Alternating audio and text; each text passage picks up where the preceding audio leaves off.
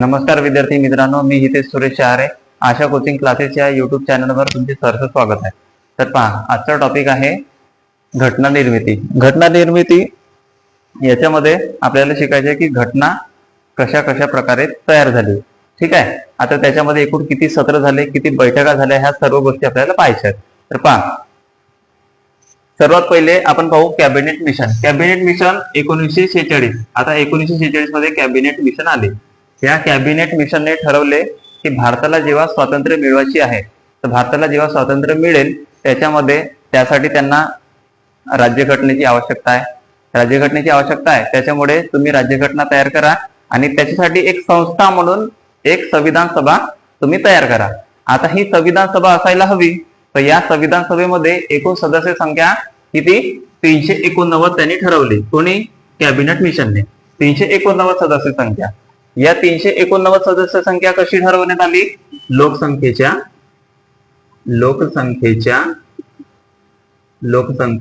प्रमाणानुसार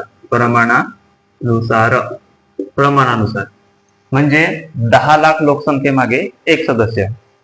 कारण त्यावेळी 40 कोटी इतकी लोकसंख्या होती. तर लोकसंख्येच्या प्रमाणानुसार ही 389 सदस्य संख्या ठरवण्यात आली. म्हणजे संविधान सभा ही किती सदस्यांची असायला हवी? 389 सदस्य संख्या. ठीक आहे. याच्यामध्ये 2 विभाजन आहेत महत्वाचे. 2 म्हणजे 3 विभाजन आहेत. ऍक्च्युअली 3 विभाजन म्हणजे कसे? 292, 4 आणि 93. 292, 4 आणि 93. आता 292 कोणते? 292 असे की 292 म्हणजे ब्रिटिश भारतातले सदस्य असायला हवे. त्याच्यानंतर 4 हे आयुक्त म्हणजे आताचे जे केंद्रशासित प्रदेश आहे त्याचप्रमाणे त्या टाइम मध्ये आयुक्त होते. तर असे 4 आयुक्तांमधले एक सदस्य येणार होते. आता ते 4 आयुक्त कोणते? ते 4 सदस्य कुठून येणार होते? तर हे तुमच्या लक्षात असायला पाहिजे. ते 4 सदस्य म्हणजे कोणते ठिकाण? ते ABCD हा फॉर्म्युला तुम्ही लक्षात ठेवाल. ABCD. ए म्हणजे अजमेर, बी म्हणजे बलुचिस्तान म्हणजे आताच्या पाकिस्तानमध्ये येतो, सी म्हणजे कुर्ग आणि डी म्हणजे दिल्ली. असे 4 ठिकाणावरून 4 सदस्य येणार होते. ठीक आहे. आता ही निवडणूक कशी होणार होती? तुम्हाला असा पण प्रश्न राहू शकते की जेव्हा संविधान सभा तयार झाली आणि त्याच्यासाठी 389 सदस्य संख्या ठरवण्यात आली, हे सदस्य संख्या कशी येणार होती, म्हणजे कोणत्या निवडणुकीद्वारे येणार होती? तर तुम्ही उत्तर काय द्यायला पाहिजे? निवडणुकीद्वारे म्हणजे प्रत्यक्ष म्हणजे अप्रत्यक्ष मतदानाद्वारे. ठीक आहे. म्हणजे नियुक्ती. आणि त्याच्यानंतर ही निवडणूक कशी होती? म्हणजे ही 389 सदस्य संख्या कशी होती? अप्रत्यक्ष निवडणुकीद्वारे प्लस नामनिर्देशित. आता अप्रत्यक्ष निवडणुकीद्वारे म्हणजे कोणते सदस्य येणार होते? हे 296. ठीक आहे. आणि हे जे 93 सदस्य येणार होते संस्थानिकांमधून, हे नामनिर्देशित द्वारे येणार होते. म्हणजे दोन्ही निवडणुका याच्यामध्ये आहेत. म्हणजे नामनिर्देशित 1 आणि त्याच्यानंतर अप्रत्यक्ष निवडणुकीद्वारे 2. ठीक आहे. तर तुम्हाला असा प्रश्न राहिला की हे 389 सदस्य कसे आले होते त्याच्यामध्ये, तर तुम्ही उत्तर काय द्याल? अप्रत्यक्ष निवडणूक प्लस नामनिर्देशित. ठीक आहे. त्याच्यानंतर आता हे एवढे सदस्य असायला हवे होते.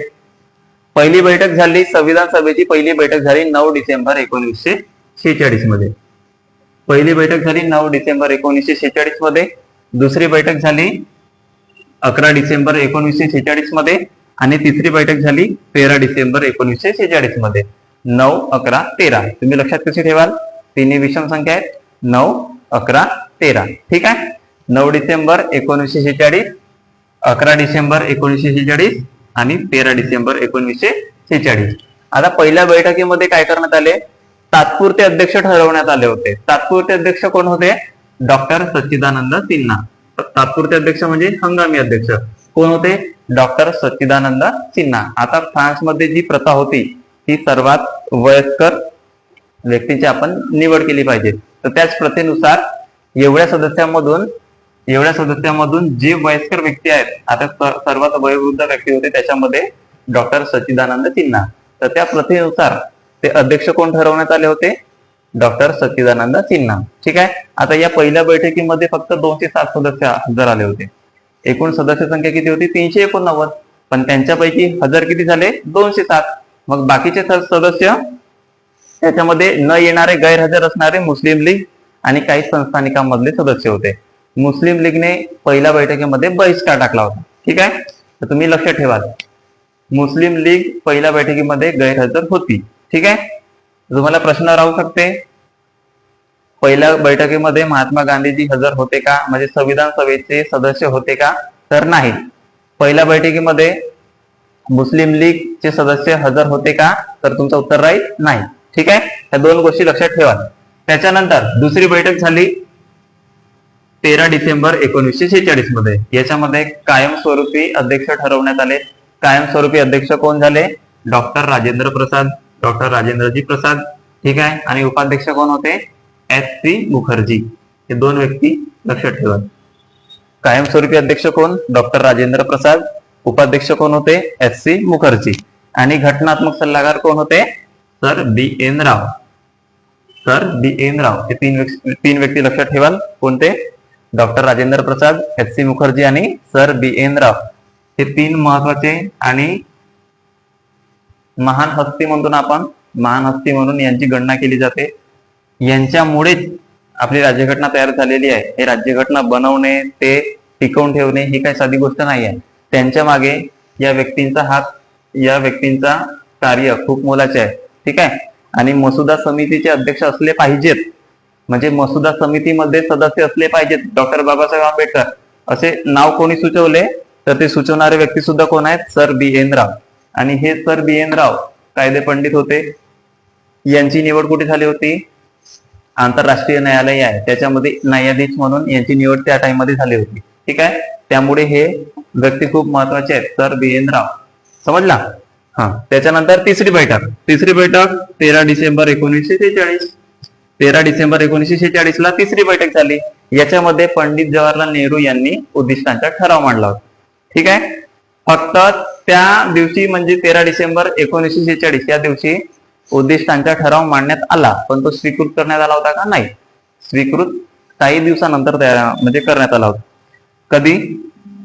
22 जानेवारी 1947 मध्ये. म्हणजे त्याला संमती देण्यात आली होती उद्दिष्टांच्या ठरावामध्ये. आता तो उद्दिष्टांचा ठराव म्हणजे काय? त्या उद्दिष्टांच्या ठरावामध्ये कोणत्या गोष्टी होत्या?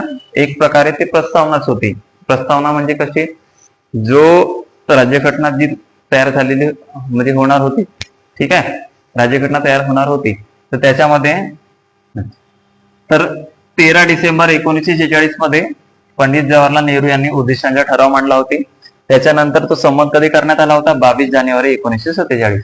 तो उद्दिष्टांचा ठराव म्हणजे याच्यामुळे भारताच्या संविधानाची प्रस्तावना तयार झाली. ठीक आहे. म्हणजे एक प्रकारे तो प्रस्तावनाच होता असे समजा तुम्ही. ठीक आहे.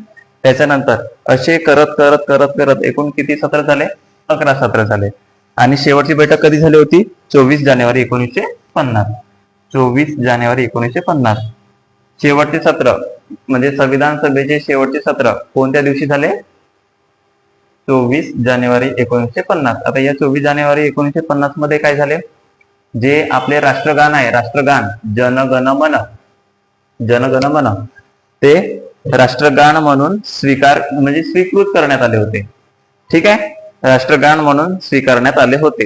ठीक आहे. आता तुम्ही मला सांगाल जनगण मन हे कोणी लिहिले? ठीक आहे. याचं उत्तर तुम्ही कमेंट बॉक्स मध्ये सांगा. त्याच्यानंतर 22 जुलै 1947 राष्ट्रीय ध्वज स्वीकार करण्यात आले होते. म्हणजे स्वीकारण्यात आले होते. आपला राष्ट्रीय ध्वज म्हणजे कोणता? तिरंगा झेंडा. 22 जुलै 1947 ला राष्ट्रीय ध्वज स्वीकृत करण्यात आले होते. ठीक आहे. हे एक गोष्ट लक्षात ठेवा. त्याच्यानंतर आपली जे राज्यघटना तयार झाली, आता ही स्वीकृत कधी करण्यात आली होती? स्वीकृत करण्यात आली होती 26 नोव्हेंबर 1949. ठीक आहे. हे स्वीकृत करण्यात आली होती म्हणजे, आणि याच्यामध्ये कोणकोणत्या गोष्टी होत्या? कलमे होती, भाग होते आणि परिशिष्ट होती. तर एकूण कलमे किती होती? ज्यावेळी राज्यघटना स्वीकृत करण्यात आली त्यावेळी एकूण किती कलमे होती? 395 कलमे होती. 395 कलमे, भाग किती होते? 22 भाग होती आणि परिशिष्ट किती होती? 8. ठीक आहे, 395 कलमे, 22 भाग, 8 परिशिष्ट. ठीक आहे. आणि मसुदा समितीचे अध्यक्ष कोण होते? डॉक्टर बाबासाहेब आंबेडकर. मसुदा समितीमध्ये डॉक्टर बाबासाहेब आंबेडकर असायला हवे असे कोणी सुचवले होते? सर BN राव यांच्यामुळेच डॉक्टर बाबासाहेब आंबेडकर मसुदा समितीमध्ये हजर होते, म्हणजे सदस्य झाले होते. ठीक आहे. कदाचित सर BN राव यांनी सुचवले नसते तर आपली राज्यघटना अशी तयार झालीच नसती. ठीक आहे. हा, आणि मसुदा समितीची स्थापना कधी करण्यात आली होती? 29 ऑगस्ट 1947. तुम्हाला काही प्रश्न सिलेक्टिव्ह आहेत ते तुम्हाला लक्षात ठेवावे लागतील. खास करून पोलीस भरतीसाठी कोणत्या राज्यघटना कधी स्वीकृत करण्यात आली होती? 26 नोव्हेंबर 1949. राज्यघटना कधी अंमलात आली होती? कधी? 26 जानेवारी 1950. 2 तारखा लक्षात ठेवा. त्याच्यानंतर मसुदा समितीची स्थापना कधी करण्यात आली होती? 29 ऑगस्ट 1947. या 3 तारखा तुम्ही लक्षात ठेवा. ठीक आहे. हा, आणि त्याचे अध्यक्ष कोण होते? मसुदा समितीचे अध्यक्ष कोण होते? डॉक्टर बाबासाहेब आंबेडकर. ठीक आहे. आता ही जी मसुदा समिती होती, जो आपल्याला राज्यघटना तयार करायची होती, ते राज्यघटना तयार करण्यासाठी एकूण कालावधी किती लागला होता? हा एक कदाचित प्रश्न विचारू शकते. तर तो कालावधी लिहा. 2 वर्ष 11 महिने 18 दिवस. ठीक आहे. एकूण किती खर्च आला होता? तर 64 लाख. म्हणजे एक्झॅक्ट 64 लाख नाही आहे, 63 लाख कितीतरी रुपये आहे, पण आकडा तुम्ही लक्षात ठेवा, 64 लाख रुपये. ठीक आहे. आणि कालावधी किती? 2 वर्ष 11 महिने 18 दिवस. ठीक आहे. एवढ्या कठोर परिश्रमानंतर आपली शेवटी राज्यघटना तयार झाली होती. तर अशा प्रकारे आज आपण बघितलं काय? घटना निर्मिती म्हणजे संविधान सभा. तर अशा प्रकारे जगातील सर्वात मोठी लिखित स्वरूपातील राज्यघटना अशी आपली भारत देशाची राज्यघटना आहे. ठीक आहे. तर हा आजचा व्हिडिओ तुम्हाला कसा वाटला तुम्ही कमेंट बॉक्समध्ये सांगा, आणि याच्यानंतरचा व्हिडिओ घेणार आहोत आपण प्रस्तावना या टॉपिकवर. ठीक आहे.